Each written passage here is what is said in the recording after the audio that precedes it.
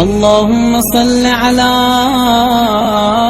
محمد وآل محمد.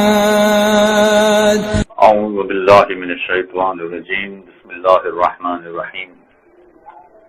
اسلام میں بہت سارے ایسے مقامات ہیں کہ جہاں غریبوں پر خرچ کرنے کے لیے کہا گیا ہے، اور کچھ مقامات ایسے ہیں کہ جہاں پر واجب ہے کہ وہ غریبوں کو دیا جائے. مثلا زکوٰۃ میں کہا گیا کہ غریبوں کو زکوٰۃ دی جائے، اور اسی طرح سے خمس میں کہا گیا کہ سہم سادات والا حصہ غریب سادات کو دیا جائے. اور بھی کچھ مقامات ہیں کہ جہاں پر یہ کہا گیا ہے کہ غریب کو دیا جائے، مثلا رد مظالم ہے، واجب صدقہ ہے. ایسے بہت سارے عنوانات ہیں کہ جہاں پر یہ کہا جاتا ہے کہ آپ غریب کو یہ والی رقم ادا کریں، یہ مال غریب کو ادا کریں. سوال یہ پیدا ہوتا ہے کہ اسلامی نقطۂ نگاہ سے غریب کسے کہیں گے؟ اس لیے کہ ہمارے معاشرے کے اعتبار سے اگر ہم دیکھتے ہیں تو غریب فقط اس شخص کو سمجھا جاتا ہے کہ جو مفلوق الحال ہو، جس کے لیے اپنے اخراجات چلانا بہت مشکل ہو، اور بڑی قسم پرسی کی زندگی بسر کر رہا ہو، مانگ مانگ کے گزارا کر رہا ہو. اسلامی نقطۂ نگاہ سے ذرا سا فرق ہے، چنانچہ یہ جاننا ضروری ہے کہ اسلامی نقطۂ نگاہ سے غریب کون کہلاتا ہے. غریب وہ شخص ہے، ہر وہ شخص ہے کہ جس کے اخراجات اس کی آمدنی سے زیادہ ہوں. اس کا مطلب یہ ہوا کہ اگر کسی کی آمدنی 5,000 روپے ہے مگر اس کے اخراجات 6,000 روپے ہیں تو یہ شخص غریب ہے. لیکن فقط یہی شخص غریب نہیں ہے، بلکہ اگر کسی کی آمدنی 50,000 روپے ہے اور اس کے اخراجات 60,000 روپے ہیں تو یہ شخص بھی غریب ہے.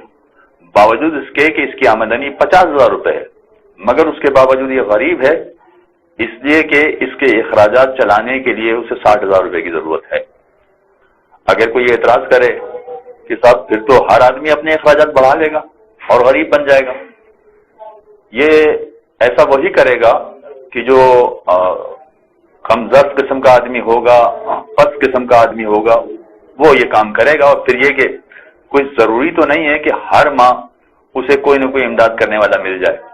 لہذا عام طور پر لوگوں کا طریقہ کار یہ ہوتا ہے کہ جتنی آمدنی ہوتی ہے اتنے اخراجات رکھتے ہیں، اس سے زیادہ اخراجات نہیں رکھتے.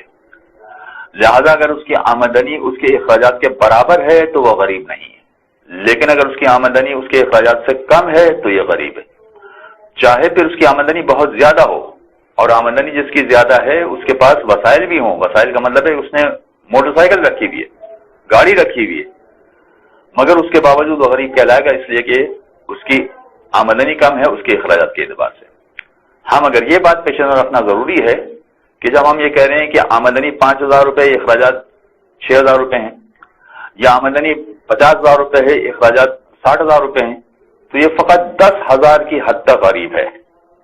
یعنی اگر ہم اس کو زکوٰۃ کی رقم دینا چاہیں، خمس کی رقم دینا چاہیں، کسی اور مد میں رقم دینا چاہیں جو اسلام نے واجب کہی ہے، تو 10,000 تک اس کی مدد کر سکتے ہیں، اس سے زیادہ اس کی مدد نہیں کر سکتے. اس لیے کہ جب 10,000 اس کے پاس آ جائیں گے تو وہ غریب نہیں رہے گا، اور غریب نہیں رہے گا تو غریب والا حصہ اس کو نہیں دیا جا سکتا ہے.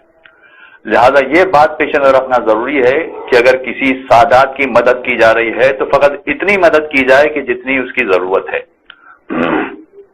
اگر فرض کیجئے کہ سید ہے، آمدنی 50,000 ہے، اس کے اخراجات 60,000 ہیں، تو ہم 10,000 کی مدد اس کو کر سکتے ہیں.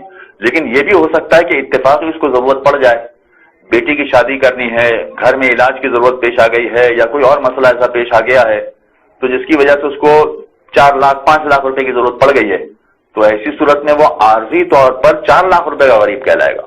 لہذا اگر ہم 4 لاکھ روپے 5 لاکھ روپے کی بھی مدد کرنا چاہیں تو کوئی حرج نہیں ہے. وصلی اللہ علی محمد وآلہ. اللهم صل على محمد وآل محمد.